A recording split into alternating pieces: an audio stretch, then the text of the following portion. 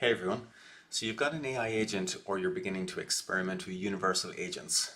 More often than not, you'll want it to perform some things on your behalf. So you'll want to give it access to some of your services and subscriptions.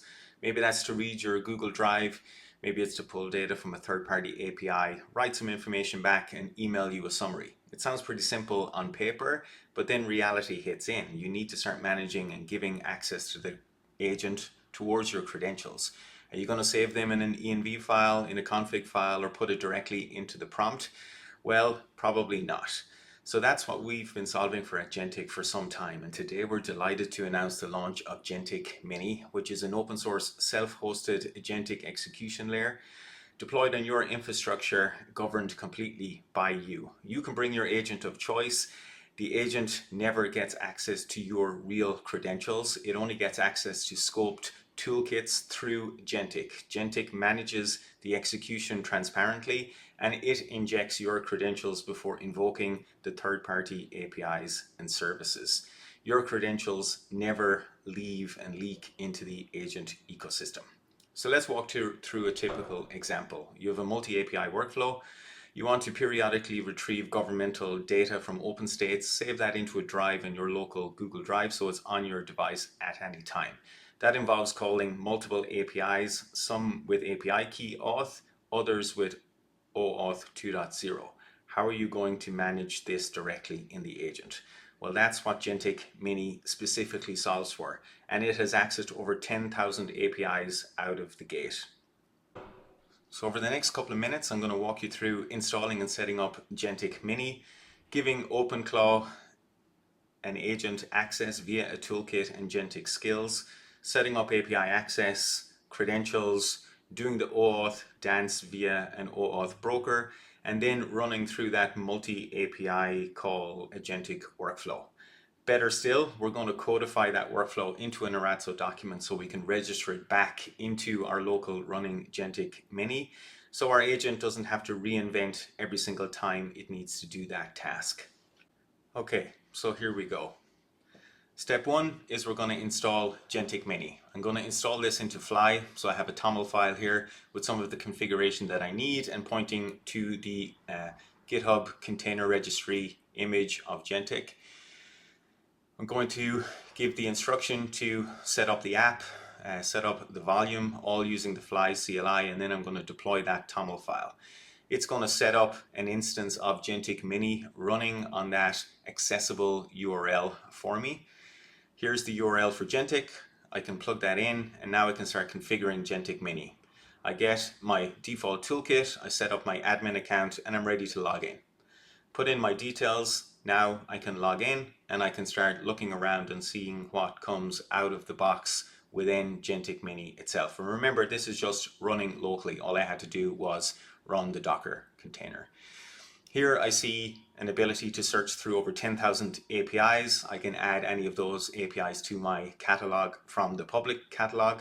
There's also predefined workflows. Workflows are multi-API calls across one or more API endpoints. We then have the concept of tool kits, credentials, and OAuth brokers. And when things start happening, we'll see that popping up in the trace information itself. First thing we'll do is set up a default toolkit that we can give access to our OpenClaw agent so that it can start calling some APIs on our behalf, but without exposing the raw API credentials towards that agent. So set up the toolkit, get the key, and now we've walked through the first part of the demo, which is installing Jentic Mini and setting it up with the default tool kit and our administrative user as well. So now let's move on.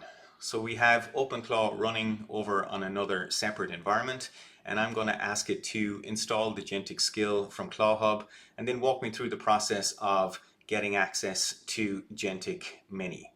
First, we're going to set up an OAuth broker, and for that we're using Pipedream. So here we just set up an app within Pipedream and also set up an OAuth client for the API key itself.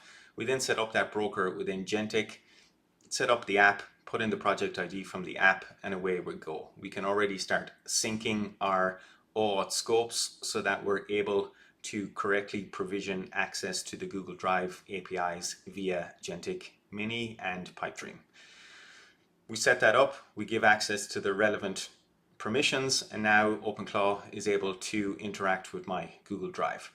Now I can test writing access to Google Drive itself, which is going to have to request more permissions than just the default set because we have a least privileged process. I approve that credentials on behalf of the agent. The agent can't self-approve for elevating privileges. Didn't get it quite right the first time round, but that's fine.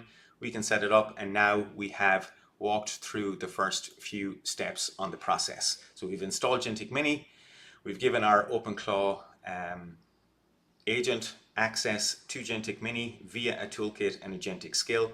We've set up access to the Google Drive API. We've set up credentials, and we've also done the OAuth dance to be able to ensure that we can securely, via the toolkit and the token that we have given from Jentic Mini towards the OpenClaw agent, that can access Google without using the raw OAuth bearer token itself. So now we're going to run into this multi-API agentic workflow as I laid out at the start. So we're going to now also start configuring the OpenStates API, which has a completely different authentication model. It uses an API key. We're going to plug that in. As what happens with many APIs that are out there, they don't use security schemes directly, but we can have our agent fix that within Jentic so that we can correctly provision in. So we're going to ask our agent to create an overlay to improve that. We've applied that behind the scenes within Jentic Mini, and now we're ready to start executing the multi-step workflow.